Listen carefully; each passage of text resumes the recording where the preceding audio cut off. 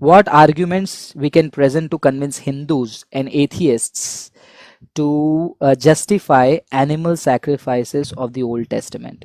हिंदू और एथियस्ट को हम कैसे आंसर करें अगर वो पूछते हैं कि हमारे ओल्ड टेस्टमेंट में एनिमल सेक्रीफाइसेस के बारे में सवाल आती है तो? Okay, that's a good question. Number one, जब हम दोनों कैटेगरी के लोगों को देखते हैं, ठीक है, एथियस्ट एंड हिंदूज, सबसे पहले मैं एथियस्ट को रिस्पॉन्ड करना चाहता हूँ। वाई शुड एन एथियस्ट, एक एथियस्ट को किलिंग ऑफ एनिमल तो दूर की बात है, किलिंग ऑफ ह्यूमन बींग्स भी प्रॉब्लम नहीं होनी चाहिए एक एथियस्ट को। प्रॉपरली एकेडमिक लैंग्वेज में मैं बात कर रहा हूँ, लेट्स एनीबडी मिसकोट्स मी।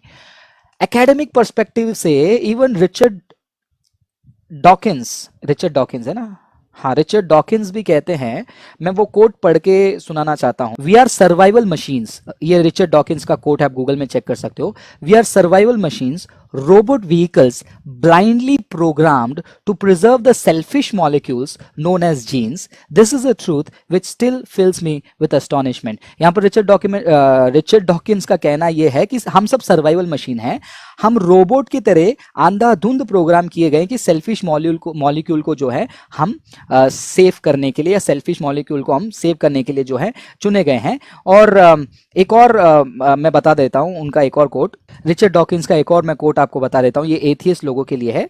उन्होंने लिखा है, वो कहते हैं, the universe we observe has precisely the properties we should expect if there is at bottom no design, no purpose, no evil, no good, nothing but blind pitiless difference. मैं वापस से कहता हूं, रिचर्ड डॉकिंस का quote है, the universe we observe has precisely the properties we should expect if there is at bottom. कोई design नहीं है, मकसद कुछ नहीं है, ना बुराई है ना अच्छाई है, नथिंग, कुछ नहीं है, सब अंधाधुंध है, पिटीलेस इंडिफरेंस, नथिंग। सो ये जो एथियस्ट के बहुत ही माने जाने वन ऑफ दी प्रोपोनेंट्स हैं एथियस्ट वर्ल्ड व्यू से, उनका ये कहना है कि हम जो है ना सिर्फ एक सेल्फिश मशीन है अपने मॉलिक्यूल्स को बचाए रखने के लिए, जिसका नाम है जीन है, एक पिटीलेस इंडिफरेंस है, अच्छाई बुराई कुछ नहीं है। जब अच्छाई बुराई कुछ नहीं है, पिटीलेस इंडिफरेंस है और हम सेल्फ सर्वाइवल मशीन है, तो एक एथियस्ट पर्सपेक्टिव से इनको बाइबल का छोड़ो, किसी भी धर्म का सैक्रिफाइस हो, कोई फर्क नहीं पड़नी चाहिए। कौन से नैतिक मापदंड के आधार पर ये एथियस्ट या ये नास्तिक निर्णय करते हैं ये सही है और ये गलत है? अगर किसी रेखा को, लाइन को मुझे टेढ़ा है कहना है, तो उसके पहले मुझे इसकी समझ होनी चाहिए कि सीधा रेखा यानी कि सीधी लाइन क्या होती है। जब तक सीधी लाइन का मापदंड मेरे दिमाग में नहीं है तो मैं किसी को टेढ़ा भी नहीं कह सकता हूं। तो जब एक नास्तिक कहता है कि ओल्ड टेस्टामेंट में सैक्रिफाइसेस हैं, एनिमल सैक्रिफाइसेस, तो एक कदम आगे चलकर ये भी बोलेंगे कि ओल्ड टेस्टामेंट में वायलेंस है, जेनोसाइड है, कोई भी है। सो एथियस्ट पर्सपेक्टिव से उनके पास कोई भी मापदंड नहीं है किसी चीज को सही या गलत साबित करने के लिए, क्योंकि उनके प्रोपोनेंट रिचर्ड डॉकिंस के मैंने दो पावरफुल कोट पढ़ लिए। तो यहाँ पर सर्वाइवल के लिए एक इंसान एक जानवर को पकड़ के खा सकता है, हाँ चलो, यहूदी वाले जो है भगवान के नाम से बलि चढ़ाकर खाएं, अपने आप में बांट लिए, लेकिन एज एन एथियस्ट आपको क्या प्रॉब्लम है?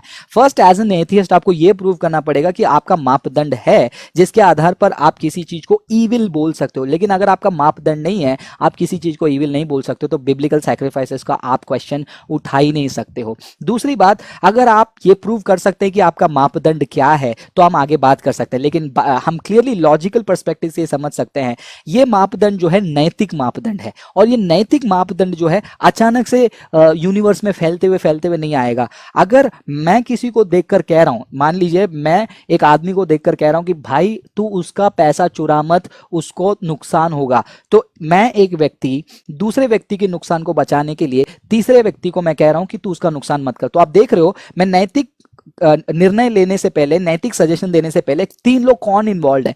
तीन लोग, व्यक्ति व्यक्ति व्यक्ति। तो जब व्यक्ति ही नैतिक बात कर सकते हैं, तो उस नैतिक कानून को देने वाला भी कोई व्यक्तित्व होना चाहिए उसका। आप कभी देखे हैं कि टेबल एक दूसरे से लड़ाई कर रहा है कि अरे टेबल साइड चले जा? कभी आपने देखा है पत्थर को, एक पत्थर को गाली देते हुए तेरे वजह से वो आदमी के पैर में लगा? कभी आपने ये सब देखा? नहीं। तो एब्स्ट्रैक्ट वर्ल्ड में, निर्जीव चीज में ये नैतिक मापदंड के बारे में कोई बातचीत नहीं होती है। तो अगर नैतिक मापदंड है तो नैतिक मापदंड सिर्फ व्यक्ति ही उसका परिभाषा समझा सकते हैं। तो नैतिक मापदंड अगर दिया है तो उसको देने वाला भी, उसका भी एक व्यक्तित्व होगा। अगर वो व्यक्तित्व है तो डेफिनेटली वो एक ऐसा व्यक्तित्व होगा जिसके अंदर सोचने समझने की क्षमता है, जिसमें निर्णय लेने की क्षमता है। तो वो व्यक्तित्व कौन है? वो व्यक्तित्व, वो अस्तित्व कौन है जिसको क्रिश्चियंस खुदा कहते हैं? और लोग पूछ सकते हैं कि आप खुदा क्यों कह रहे हैं उनको? क्योंकि हम यीशु मसीह के हिस्टोरिकल बयानों को देखते हुए, हाँ, वो सच्चाई को देखते हुए हम कंक्लूड कर सकते हैं वो खुदा है। लेकिन एथियस्ट, आप खुदा मत बोलो, लेकिन वो कौन है? वो इंटेलिजेंट बीइंग, वो व्यक्तित्व कौन है जिसके आधार पर मापदंड मिला है, जिसने रखा है सही गलत, जिसके आधार पर आप निर्णय लेंगे कि सैक्रिफाइस सही है गलत? लेकिन आपके पास मापदंड नहीं, आप उस इंटेलिजेंट बीइंग को नहीं मानते हो। अगर वो इंटेलिजेंट बीइंग नहीं है तो उसका व्यक्तित्व नहीं है। अगर उसका व्यक्तित्व नहीं है तो उस व्यक्तित्व का मापदंड सही गलत का नहीं है। अगर मापदंड नहीं है सही गलत का, तो आप किस आधार पर ये कह सकते हो कि ओल्ड टेस्टामेंट पे चाइल्ड सैक्रिफाइस जो है ईविल है? सो एथियस्ट आर्ग्यूमेंट यहीं पर जो है रिफ्यूट हो जाता है। So first burden of proof उनके शोल्डर में है, हमारे शोल्डर में नहीं। अब बात करते हैं हम हिंदूज के। हिंदूज जब कहते हैं कि ओल्ड टेस्टामेंट में जो एनिमल सैक्रिफाइसेस हैं, तो उसके बारे में आपका क्या कहना है? यहाँ पर दो it is little kind of थोड़ा सा आर्ग्यूमेंट वर्सेस आर्ग्यूमेंट हो जाएगा। अगर आपको ओल्ड टेस्टामेंट में एनिमल सैक्रिफाइसेस से कोई दिक्कत है, एनिमल सैक्रिफाइसेस आपको बुरा फील करवाता है, गो बैक टू वेदा। वेद में जब हम जाते हैं, वहां पर वेद में हम पढ़ते हैं, वहां पर अश्वमेध यज्ञ के बारे में बात करते हैं, घोड़ों का सैक्रिफाइस वहां पर होता है। सो वेद में भी जो है एक्चुअल में काफी सारे सैक्रिफाइसेस हमको देखने मिलते हैं, किस प्रकार उस घोड़े को तैयार किया जाता है, किस प्रकार उसको सैक्रिफाइस किया जाता है, फिर किस प्रकार उसको कुक किया जाता है, शेयर किया जाता है, पूजा पाठ में उसको इस्तेमाल किया जाता है। काफी सारे सैक्रिफाइसेस हमको हिंदू स्क्रिप्चर्स में भी मिलते हैं। इवन अगर हम द्रविडियन हिंदुइज्म को भी देखेंगे, आजकल बहुत लड़ाई चल रही है कि ये हिंदुइज्म अलग है, द्रविडियंस का अलग है। आप देख रहे हो ट्विटर में और फेसबुक में ये चलते रहता है। इवन अगर हम Dravidian Hindu point of view से भी देखेंगे, वहां पर भी एनिमल सैक्रिफाइसेस बहुत ही स्ट्रांगली प्रेवलेंट है। तो आपको बाइबल में जो बताए जाने वाले जानवरों के ऊपर आपको क्यों आपत्ति आ रही है, मुझे समझ में नहीं आ रहा है, जब आपके रिलीजन में भी जो है ये एनिमल सैक्रिफाइसेस के बारे में हम बात करते हैं। लास्ट में एक नॉर्मल आदमी, ठीक है भैया क्रिश्चियनिटी सही है, सब कुछ सही है, आप बताओ ओल्ड टेस्टामेंट में खुदा एनिमल सैक्रिफाइस क्यों कर रहा है? एनिमल सैक्रिफाइस कैसे जस्टिफाई करेंगे? देखिए, इसको जस्टिफाई करने के लिए कुछ भी नहीं, हमको ये जानना है गॉड ऑफ द यूनिवर्स, उनके पास जान देने को अधिकार है और जान लेने को भी अधिकार है। उनको कोई क्वेश्चन नहीं पूछ सकता। आप बोलोगे कि वो मॉरल मॉन्स्टर है, वो डिक्टेटर है, नहीं, बिल्कुल नहीं। हमारा गॉड ओल्ड टेस्टामेंट में ऐसा नहीं बोल रहे कि तुम 4 जानवर को बलि चढ़ाओगे मैं शांत हो जाऊंगा, 4 जानवर को चढ़ाओगे मैं शांत हो जाऊंगा। सैक्रिफाइसेस किसके लिए? ओल्ड टेस्टामेंट में सैक्रिफाइसेस वो इंसान का रिप्लेसमेंट है।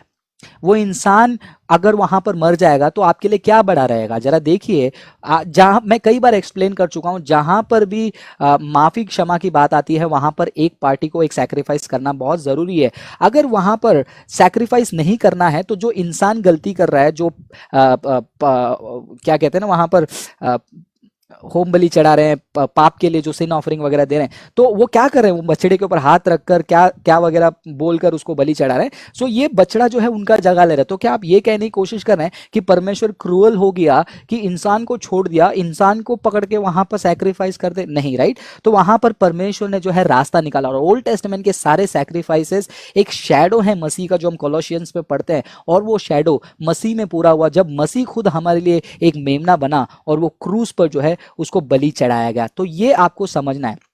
तो सबसे पहला मैंने आपको क्या कहा? परमेश्वर के पास अधिकार है, वो किसी का जान दे सकते हैं, ले सकते हैं, और उनको कोई सवाल नहीं पूछ सकते। लेकिन फिर एक मॉरल फ्रेमवर्क से भी हम पूछें, जहां पर भी माफी क्षमा की बात आती है, वहां पर एक व्यक्ति को जो है नुकसान सहना है, उसके ऑन बिहाफ ऑफ में उसको सैक्रिफाइस करना पड़ेगा। तो यहाँ पर ओल्ड टेस्टामेंट में परमेश्वर ने अपनी प्रजा को एक और मौका, एक और मौका, एक और मौका देने के लिए एनिमल सैक्रिफाइसेस और काफ़ी सैक्रिफाइसेस वहाँ पर अनुमति दिया था। नॉट दैट कि मैं ईगोइस्टिक हूँ, मैं मॉरल मॉन्स्टर हूँ, मुझे और दो, मुझे और दो, ऐसा व्यू नहीं है गॉड का ओल्ड टेस्टामेंट में।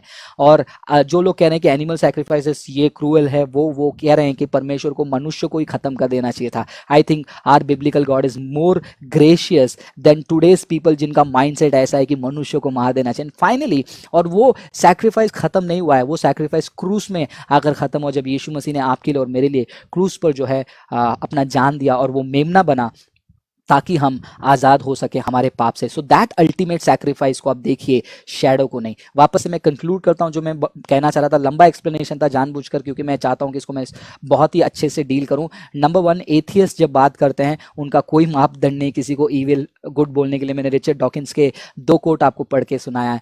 दूसरा, हिंदू अपने अश्वमेध जो यज्ञ हैं और उनके जो एनिमल सैक्रिफाइसेस है, उसमें वो बिब्लिकल चीज़ को कंपेयर नहीं कर सकते, बिकॉज उनके रिलीजन में भी वो है।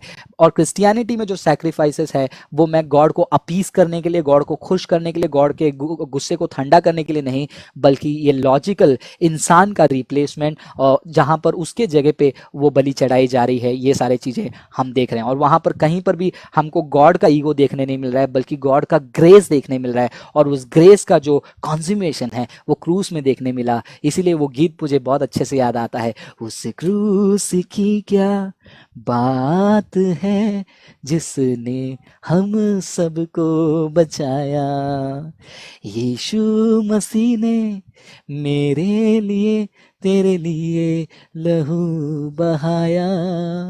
अगर आपको ओल्ड टेस्टामेंट के सैक्रिफाइसेस से दुख हो रहा है ना, एथियस्ट, एनिमल सैक्रिफाइसेस आपको दुख हो रहा है, मेरे हिंदू भाई वो एनिमल सैक्रिफाइस से दुख हो रहा है, तो यीशु के सैक्रिफाइस के बारे में आपका क्या सोचना है? कितना दुख होना चाहिए कि वो आपके लिए मरे? Think about it.